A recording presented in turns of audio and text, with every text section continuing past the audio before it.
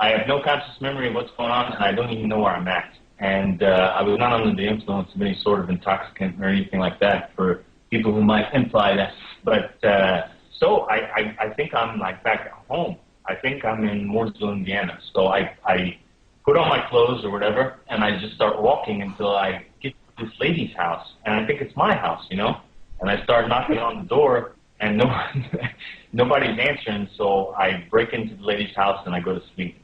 And the lady comes rushing in there. She's threatening to call the cops and stuff. And then that's suddenly when I start to regain consciousness. It was the weirdest experience.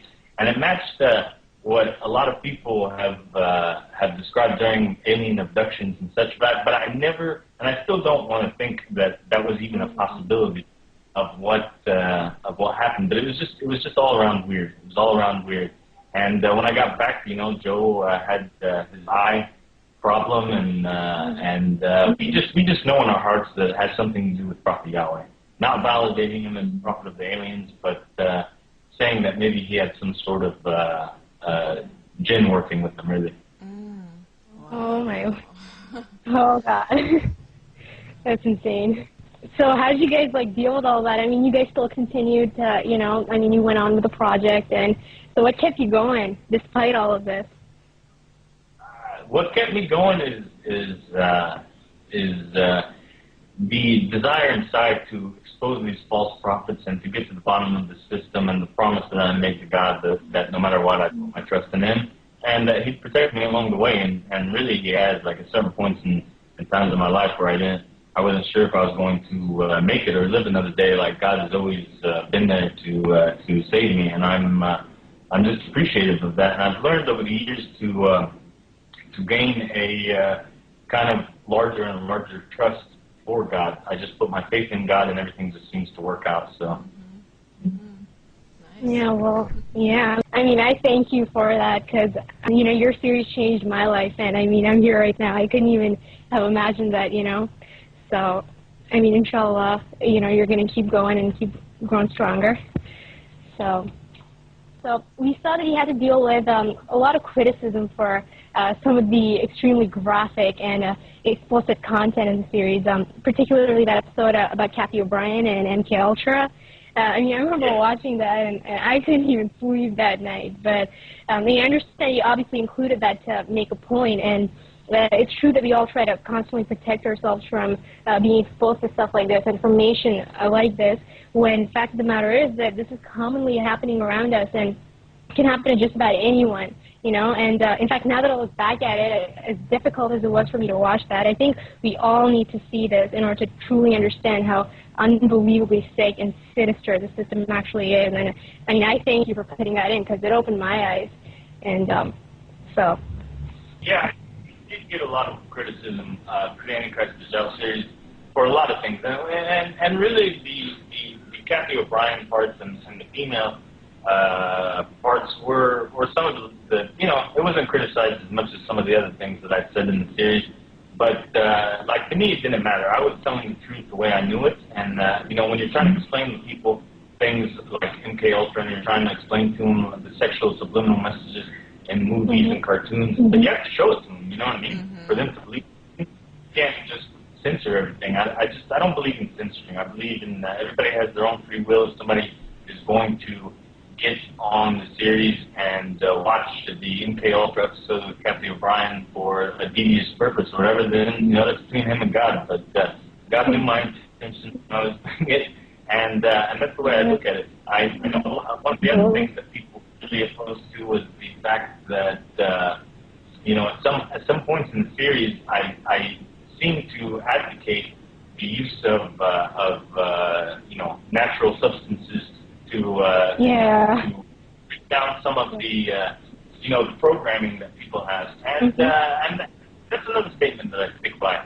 I mean, really, you know, here's how I see it: your local pharmacy and your doctor and the pharmacist and the prescriptions that you're getting are a lot more dangerous than any sort of absolutely, exactly. And some people really do need something to kind of bring them into an altered state of consciousness where they can kind of, you know, see a different reality than what they've been programmed with their whole life. So It's, the Native Americans used to use a natural drink made of plants that grew in the Amazon and North America, and a drink called ayahuasca. And I even have one of my episodes on the Antichrist Dajjal series that talks about ayahuasca.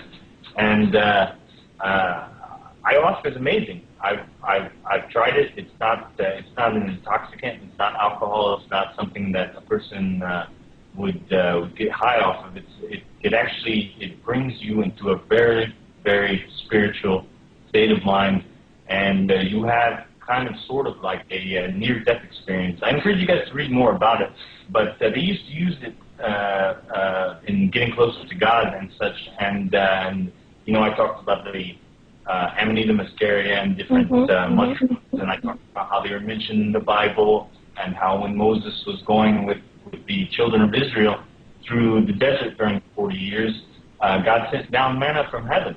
And what is manna? Manna means, what is it, really? And it was a small substance that grew in the dew, and it was round. And when they ate it, the children of Israel were able to see God. Were they able to physically see God? I don't think so. I don't think it's possible. But they were able to experience that higher state of spirituality. And Jordan Maxwell talks a lot about this. And am I encouraging mushroom use for all of the population or for younger visitors? That's not the case, but I'm just talking about it from a real perspective. And even when you open up the Quran, and even in the Saudi Arabian versions, when it talks about al-man or manna, at the bottom the translation of it is that it's mushrooms. And when the Prophet when the Prophet Muhammad was talking about manna, he said al-man fiha shafa'un lil-ayun. It has a cure for the eye. And I think a lot of us need to understand and kind of see what did he really mean by that, Interesting. I mean, I'll throw in, before I became Muslim, I actually experimented with that for the express purpose of trying to understand how the mind works. I mean, it wasn't, for me, it was not, an intent of going to have some party or something, but I was just truly curious. I just wanted the truth, and I felt like, okay, if this helps me to just understand one more aspect of my mind, I'm just interested to just see what is, what there is. And, honestly, yeah, I came up with some revelations that changed me afterwards, It was like there was a connection I had with a tree that I was like, I realized that there's so much more going on with a tree than we normally see. And as a Muslim now, just to clear the air, I would be personally afraid to do that now because I have Islam. And I would be afraid that I would, be, I don't know what, maybe... I don't know. I just figure I'll just leave it alone. And I think you even said that in the series, there's a better way to get there, just through meditation or there are other avenues to get there. And other pure ways to get there. I fully believe that. And so I also, I sort of in the same camp. I don't know. I'll just say that, I had my own personal experiences, and I just wonder, like, it makes me rethink when you brought it up again, and I thought about my own personal experience. It says stay away from intoxicants, but technically the word intoxicant means a poison, right? So does it mean, that could be pharmaceuticals, obviously you should stay away from those because these are literally poisons, but would you put a mushroom into the intoxicant camp? I guess people could argue this forever, and I'm sure everybody's going to, like, scream about this, but, I don't know. Well, look, I'll tell you what. The people that talk to me, there's things that they say that amaze them. There's things that they say that they don't necessarily like. So, plus, I have in my family history, like, Native American in me. So I have ancestors that are Native American, and the whole using plants was something that's it's kind of it's a family tradition. Not everybody. Everybody in the family does it, but there is use in it. There really is use in it. Right. And the Prophet Muhammad used to recommend all kinds of plants for different purposes. And the word, back to what you were saying about the word intoxicants being in the Quran, that's the translation of it. That's what the scholars say it means. But really, the only thing in the Quran that God told us not to do is alcohol.